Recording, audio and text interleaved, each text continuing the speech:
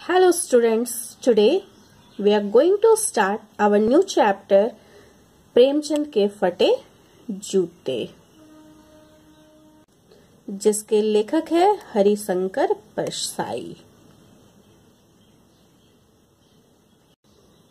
इस कहानी के माध्यम से लेखक हरिशंकर परसाई हिंदी साहित्यकारों की आर्थिक स्थिति से परिचित कराया है, साथ ही हिंदी की स्थिति पर चिंता व्यक्त करते हैं।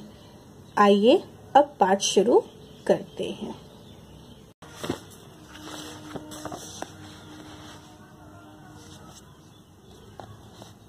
प्रेमचंद के फटे जूते। प्रेमचंद का एक चित्र हमारे सामने है।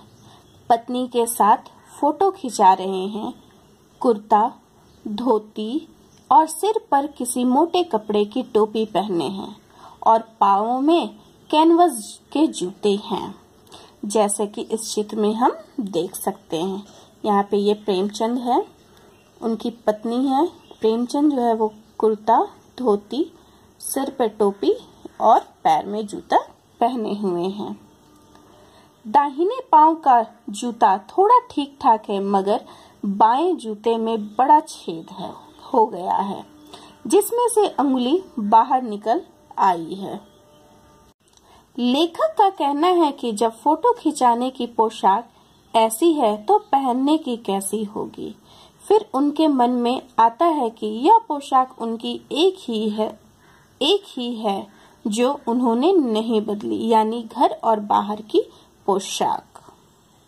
लेखक फिर उनके चेहरे की तरफ देखते हैं और प्रश्न करते हैं कि क्या तुम्हें मालूम है, मेरे साहित्यिक पुरखे अर्थात साहित्य लिखने वाले बुजुर्ग, तुम्हारा जूता फट गया है और उंगली बाहर दिख रही है।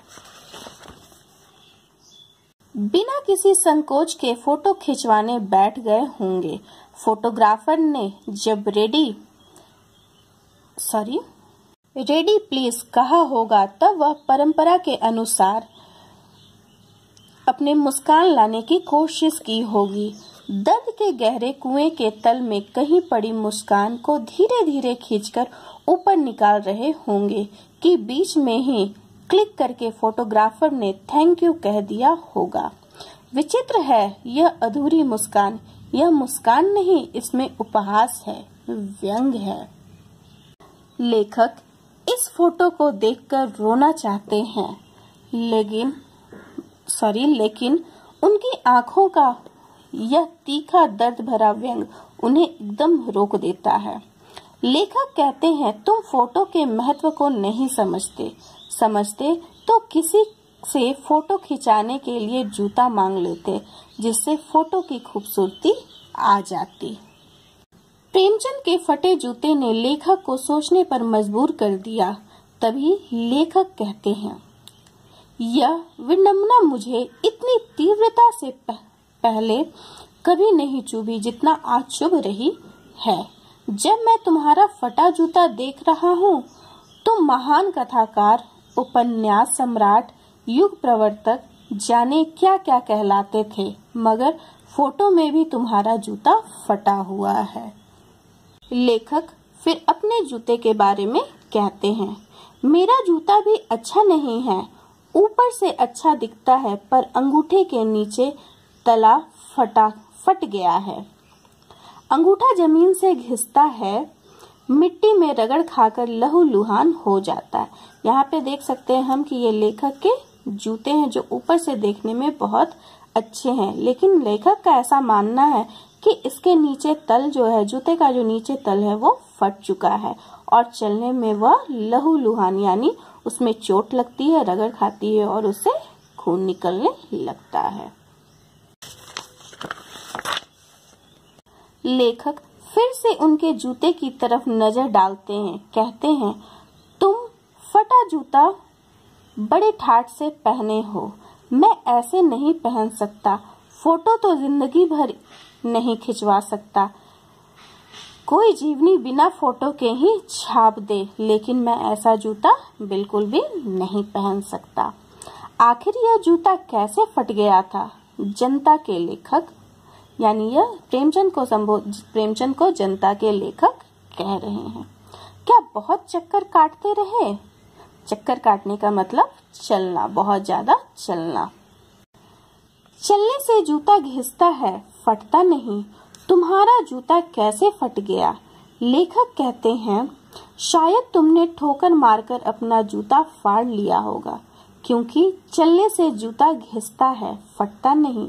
लेखक ऐसा महसूस करते हैं कि प्रेमचंद कह रहे हो, मैंने तो ठोकर मार मार कर जूता फाड़ लिया।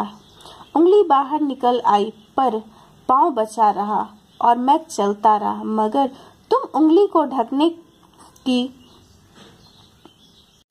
फिक्र में तलवे का नाश कर रहे हो, तुम चलोगे कैसे?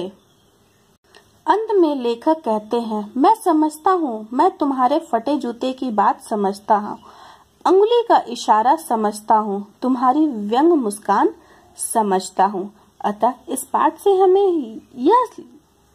पाठ में लेखक हमें यह कहना चाहते हैं कि